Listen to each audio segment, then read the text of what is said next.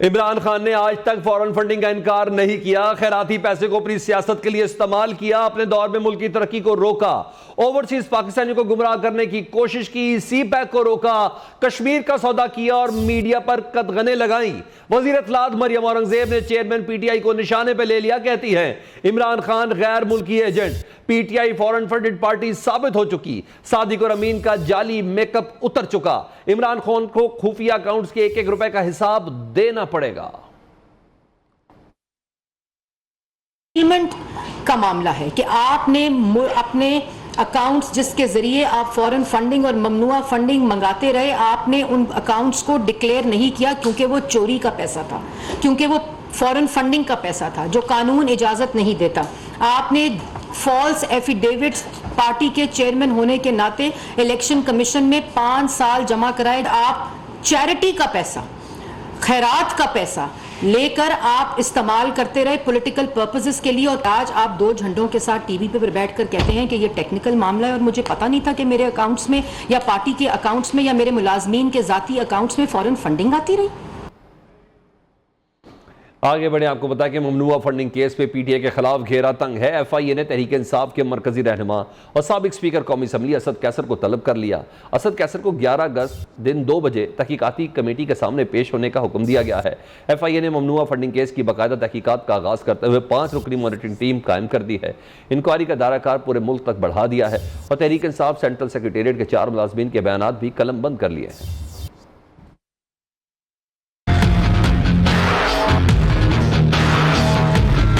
ममनुआ funding case में अहम पेशरफ्त, FIA ने साबिक स्पीकर कौमी असम्बली असद कैसर को तलब कर लिया। 11 अगस्त दिन 2 बजे पेशी के लिए बाकायदा नोटिस अरसाल। एफआईए पीटीआई के ममनुआ फंडिंग से मुतल्लक पूछगिछ करेगी। पार्टी बैंक अकाउंट से मुतल्लक दस्तावेजात साथ लाने का हुक्म। जराये के मुताबिक आइंदा चंद रोज में पीटीआई के दीगर कायदीन को पूछगिछ के लिए तलब किया जा सकता है।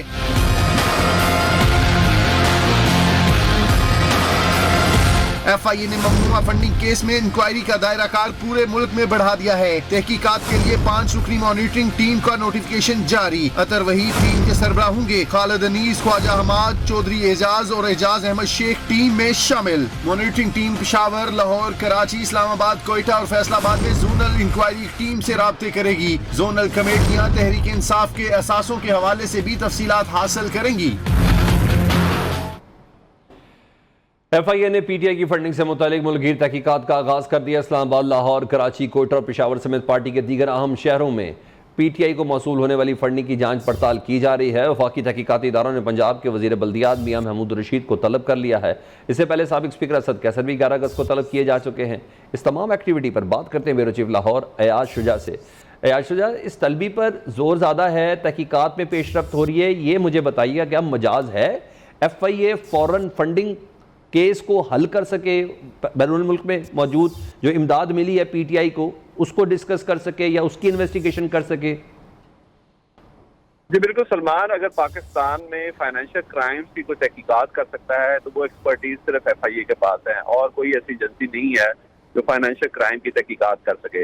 इस सिलसिले में आज एफआईए ने मुल्क की तमाम अदालतों, जिनमें लाहौर, फैसलाबाद, इस्लामाबाद, कराची और दीगर बड़े शहर भी शामिल हैं, उनकी जो अदालतें हैं उनसे इजाजत ले ली है पीटीआई के तमाम अकाउंट की पड़ताल करने की कि उनकी तफसीलात वो बैंकों से हासिल कर सके। और अदालतों ने अहकाम भी जारी कर दिए हैं बैंकों को कि वो इनको तमाम जो पीटीआई के अकाउंट्स हैं उनकी तफसील एफआईए को फराहम करे।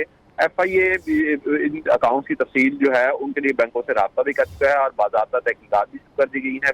पंजाब के सूबाई वज़ीर बल्दियात मियां महमूद रशीद को भी एफआईए लाहौर ने तलब कर लिया है, जबकि एफआईए ने साबिक स्पीकर असद कैसर को भी तलब कर रखा है। जी बहुत शुक्रिया अयाज शुजा। वफाकी वज़ीर कानून आज़म नज़ीर तारक का कहना है कि तहरीक इंसाफ और इमरान खान के खिलाफ कार्रवाई के बारे में काबीना की ज़ैली कमेटी सिफारिश करेगी। आईन और कानून के मुताबिक मुकम्मल मुशावरत के बाद फैसला करेंगे। लोगों की जेबों की तलाश कर लेने वाले इमरान खान की अपनी जेब से ममनुआ फंडिंग की रसीदें निकल आई हैं। होगी, सियासत भी करें जब तक उनके खिलाफ डिक्लेरेशंस नहीं आते, अदालती फैसले नहीं आते। एक तो आ गया ना, एक आईनी इदारे से एक फैसला आया और उन्होंने कहा कि आपने सर्टिफिकेट दिए हुए हैं, आपने बयानात दिए हुए हैं कि मेरे इल्म और यकीन की रूह से ये बिल्कुल दुरुस्त और सही इन्फॉर्मेशन है और उसमें आपने अकाउंट्स छुपाए। आप तो लोगों की तलाशियाँ और रसीदें मांगते रहे, आपके अपने जेबों से ममनूआ फंड्स की रसीदें निकल पड़ी। पंजाब काबीना ने मुहर्रम हराम खसूसन यौम आशूर के लिए फूल प्रूफ सिक्योरिटी बनाने की मंजूरी दी है। फैसला हुआ है कि पंजाब में 9वीं और 10वीं मुहर्रम को डबल सवारी पर पाबंदी, जबकि हसास मकामात और जुलूसों के रास्ते पर मोबाइल सर्विस बंद रहेगी। वज़ीर आला पंजाब चौधरी परवेज इलाही ने हिदायत जारी की है कि यौम आशूर पर पुरअमन फ़ज़ा को हर कीमत पर यकीनी बनाया जाए। मजहबी हम आहंगी को फ़रोग़ देने के लिए ज़िले डिवीजनल अमन कमेटियों के अरकान मुतहरिक किरदार अदा करें। काबिल एतराज़ मवाद की इशाअत और तकसीम पर कोई समझौता नहीं होगा। खिलाफ वर्जी पर बिला इम्तियाज़ कार्रवाई की जाए।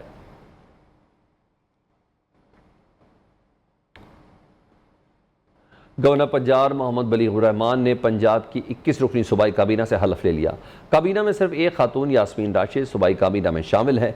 सूबाई काबीना में मुस्लिम लीग काफ को नुमाइंदगी नहीं मिल सकी। PTI रहनुमा फयाजुल हसन चौहान को तर्जुमान पंजाब हुकूमत मुकर्रर कर दिया गया है। दिल से हल्फ उठाता हूँ पंजाब की 21 रुकनी काबीना ने हल्फ उठा लिया। गवर्नर पंजाब बलीगुर रहमान ने सूबाई काबीना से हल्फ लिया। मियां असलम इकबाल हाउसिंग और सन्नत, मियां महमूदुर रशीद लोकल गवर्नमेंट के वजीर होंगे। डॉक्टर यास्मीन राशिद को वजारत सेहत का कलमदान सौंपा गया। मोहसिन लगारी को फाइनेंस, राजा यासिर को आला तालीम और IT, राजा बिशारत को कोऑपरेटिव और प्रोसिक्यूशन का महकमा दिया गया है। सूबाई काबीना में सिर्फ एक खातून को नुमाइंदगी दी गई, जबकि इत्तेहादी जमात मुस्लिम लीग काफ के किसी रुकन को भी सूबाई काबीना में शामिल नहीं किया गया। हल्फ बर्दारी की तकरीब में PTI और मुस्लिम लीग काफ के अरकान पंजाब असम्बली और इनके अजीजो अकारब की बड़ी तादाद ने शिरकत की। Neo News Lahore. अल्लाह सुब्हानहू व तआला मेरी मदद और रहनुमाई फरमाए। पंजाब में तहरीक इंसाफ की हुकूमत ने ब्यूरोक्रेसी पर आते ही दबाव डालना शुरू कर दिया, जिसके बाद गुज़िश्ता दिनों कई अहम अफसरान के तबादले किए गए। इस सूरत हाल में चीफ सेक्रेटरी पंजाब कामरान अली अफजल ने अहदा छोड़ने के लिए वफाक को खत लिख दिया। वफाकी हुकूमत ने 10 मुहर्रम हराम तक उन्हें काम जारी रखने की हिदायत कर दी। 10 मुहर्रम के बाद नए चीफ सेक्रेटरी पंजाब का फैसला किया जाएगा। तकर्रुरी की मंजूरी वफाकी काबीना से ली जाएगी।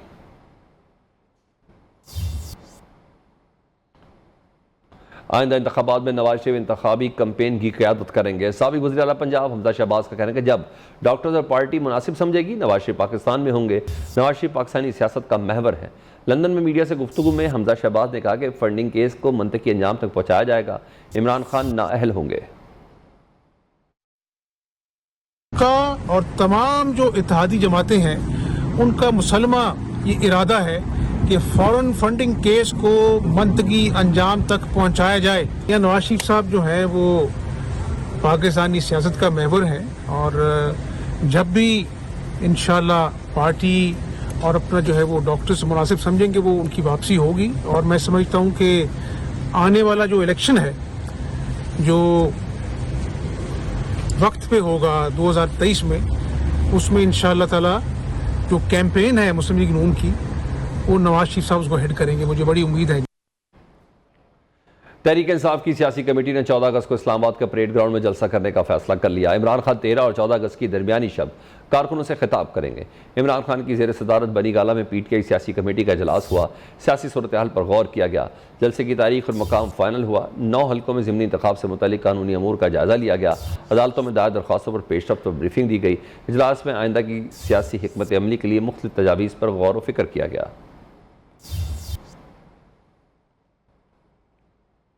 एक तरफ इमरान खान ने कौमी असम्बली के 9 हल्कों में ज़िमनी इलेक्शन लड़ने का ऐलान किया, तो दूसरी जानिब तहरीक इंसाफ ने इंतखाबी शेड्यूल मुअत्तल करने के लिए इस्लामाबाद हाई कोर्ट से रजू भी किया है। अदालत ने दरख्वास्त समाअत के लिए मुकर्रर कर दी है। कायम मकाम चीफ जस्टिस आमिर फारूक 10 अगस्त को दरख्वास्त सुनेंगे। उधर पीपल्स पार्टी ने इलेक्शन कमीशन से इमरान खान की नामजदगी फौरन मुस्तरद करने का मुतालबा किया था। सलीम मांडवीवाला कहते हैं कि इमरान खान फौरन फंडिंग केस में झूठा साबित हो चुका है। रजा रब्बानी ने सदर मुमलिकत आरिफ अलवी से मुस्ताफी होने का मुतालबा कर दिया। रजा रब्बानी का कहना है कि सदर मुमलिकत आरिफ अलवी सुप्रीम कमांडर के तौर पर अपने फराइज सर अंजाम देने के काबिल नहीं है। आरिफ अलवी की जानिब से हेलीकॉप्टर शौदा के जनाजे में शिरकत न करना बाइस तशवीश है। आरिफ अलवी ने जजेस के खिलाफ रेफरेंस भेजे जिन्हें अदालतों ने मुस्तरद कर दिया। सदर मुमलिकत ने वज़ीर आज़म की एडवाइस पर कौमी असम्बली तोड़ी। रजा रब्बानी की सदर मुमलिकत के खिलाफ बनाई गई चार्जशीट पर बात भी कर लेते हैं। ब्यूरो चीफ इस्लामाबाद जावेद बलोच से। जी जावेद बलोच, सदर मुमलिकत के शौदा के जनाजे में शिरकत ना करने की क्या वजूहात हो सकती हैं, चाहे इसके वो एक पैराए पे अपने आप को क्लियर भी करते हुए नजर आ रहे हैं? देखिए सलमान, बड़ी वाज़ेह सूरत हाल है, इसमें कोई कन्फ्यूजन नहीं है। सदर ममलकत जो कि सुप्रीम कमांडर हैं मुसल्लह अफवाज के, उनका जनाजे में शिरकत ना करना जो है वो एक सवालिया निशान है और उस पर सवाल भी उठाए जा रहे हैं। और इस पर जो है वो न सिर्फ सोशल मीडिया बल्कि पूरे मुल्क में ये बात चल रही है कि इतना बड़ा सानिया हो गया।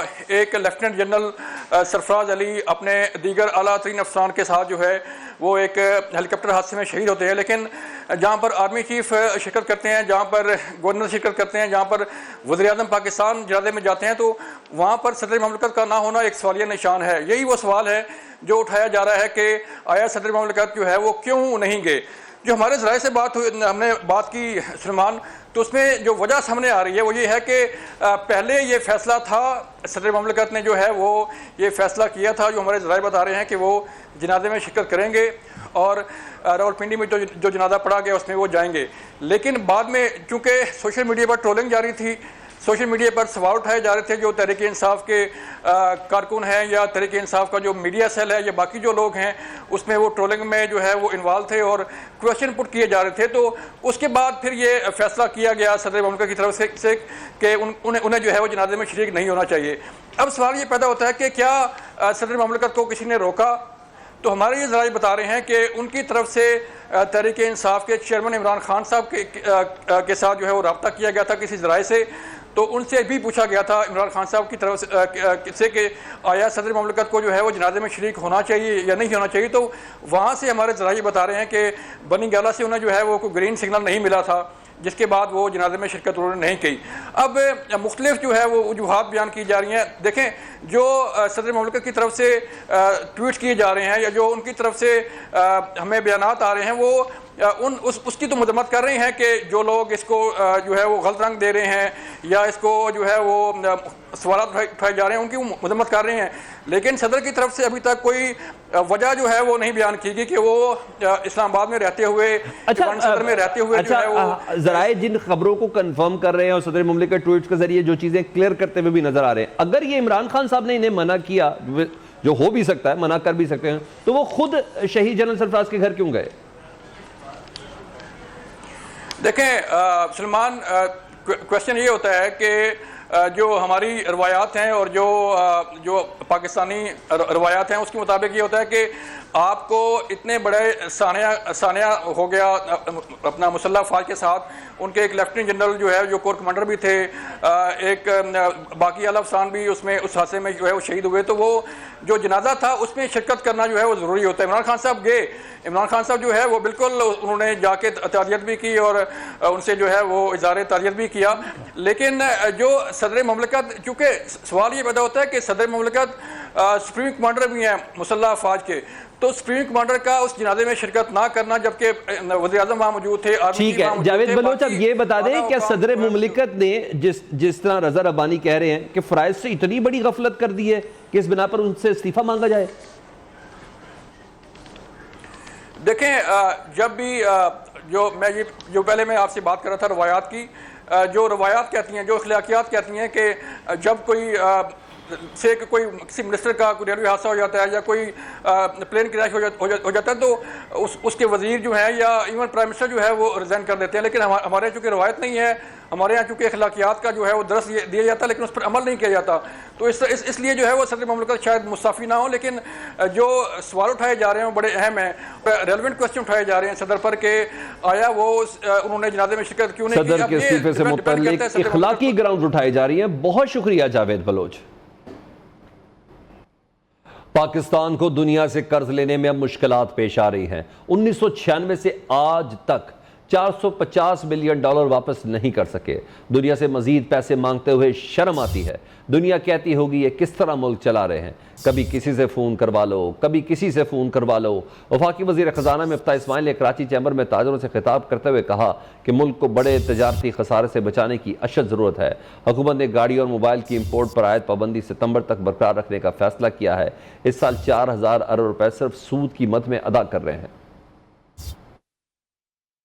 1996 से लेकर आज तक हम वो $450 मिलियन वापस नहीं कर पाए, और अब दुनिया से कर्ज लेने में मुश्किल भी हो गई और अब शर्म भी आती है। फलां से फोन करवा दो, शहबाज शरीफ से फोन करवा दो, आर्मी चीफ से फोन करवा दो। ये किस तरह का मुल्क चला है? गाड़ियों के ऊपर, मोबाइल फोन के ऊपर और होम अप्लायंसेस के ऊपर, CPUs के ऊपर 2-3 महीने तक बैन रहेगा। IMF की जो फंडिंग गैप थी उसकी तरफ भी हमने काफी पेशरफ्त कर ली है। कल UAE ने अनाउंस किया है कि $1 बिलियन का पाकिस्तान में वो स्टॉक में इन्वेस्ट करेंगे। पाकिस्तान अपने आप को एग्रीकल्चर कंट्री बोलता है, ना एग्रीकल्चर प्रोडक्शन अच्छी है, ठीक है, वरना राइस में हमारी प्रोडक्टिविटी कम है, हमारी गंदम में प्रोडक्टिविटी कम है, खाद इंपोर्ट करनी पड़ रही है। वज़ीर-ए-आला के मुशीर उमर सरफराज चीमा ने पंजाब में किसी भी किस्म की इंतखाबी कार्रवाई करने की नफ़ी कर दी है। कहते हैं वोट की ताकत से अपना हक वापस लिया। जिन्होंने कानून तोड़ा इसका जायजा लेने के लिए कमेटी बना दी है। इमरान खान हुकूमत के खिलाफ रजीम चेंज की साजिश की गई। मौजूदा हुकूमत ने 3 से 4 माह में तबाही कर दी। 9 हल्कों में इलेक्शन करवाना भी इनकी साजिश है। हम इलेक्शन के साथ साथ इसकी शफाफियत का भी मुतालबा करते हैं। कराची से खैबर तक एक ही आवाज़ है कि वोट इमरान खान का है। एक साथ इस्तीफे दिए थे, तो इसमें हमारा मौका बड़ा वाज़ेह रहा है कि जो है इसको हमने ऑलरेडी चैलेंज भी किया है कि ये जो अगर इस्तीफे अगर इलेक्शन करवाने तो सारे हल्कों में करवाया जाए। ये जो किया जा रही है एक साजिश है, तो लिहाजा इसको भी जो है हम चैलेंज कर रहे हैं। अदालत में भी किया हुआ है और उम्मीद है कि मेरे ख्याल में ये वैसे ही शायद इलेक्शन जो हैं कि ये मुमकिन ना हो सके। इलेक्शन की शफाफियत को इंश्योर करने के लिए कुछ इकदाम हैं जो हुकूमत और अपोजिशन की जमातों को मिल के करना होगा, ताकि कल को जो भी नताइज हैं उसके ऊपर एतराज़ात उस तरह से ना उठ सकें।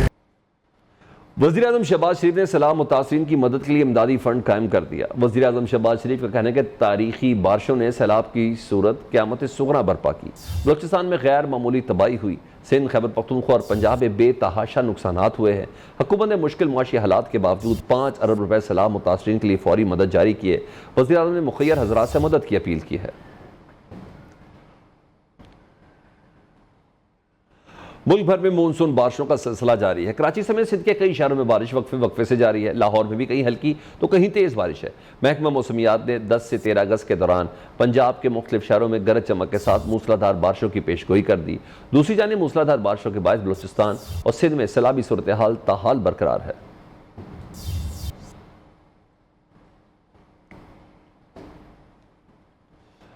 हमारी किसी से ज़ाती लड़ाई नहीं है। आईनी तरमीम पर जो भी हिमायत करेगा इसकी हम गैर मशरूत मदद करेंगे। सरबराह PSP मुस्तफ़ा कमाल का ऐलान। कहते हैं 2005 से 10 तक कराची शहर को अपने हाथों से बनाया। सड़कें इतनी चौड़ी की कि तजावुज़ात के बावजूद चल रही हैं। चौकीदार ने चोरों के साथ मिलकर शहर कैद को लुटवाया। कराची वाले अपने चौकीदार बदलें। हमारे अलावा हैदराबाद और कराची में अवाम के पास कोई दूसरा ऑप्शन नहीं।